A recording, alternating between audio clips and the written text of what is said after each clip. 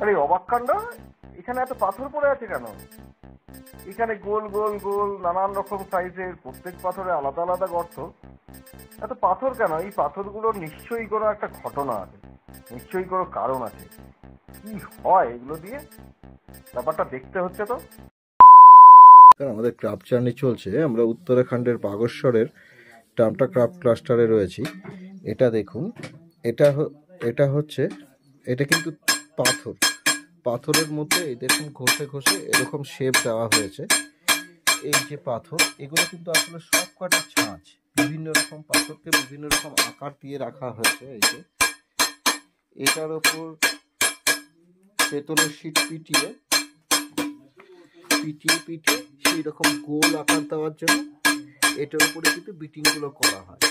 বড় কড়া বানাতে গেলে এই পাথরটা, ছোট কিছু বাটি যদি বানাতে হয় তাহলে এই পাথরটা, আরো ছোট কিছু যোগ করতে হয় তাহলে এই পাথরটা, এইভাবে কিন্তু কাজগুলো করা হয়।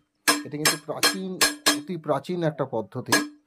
এই পদ্ধতি ওনারা এখনো অনুসরণ করে আসছেন। এটা এখনো চলছে। আরো নতুন নতুন জিনিসপত্র আপনাদের দেখাবো, সঙ্গে থাকুন।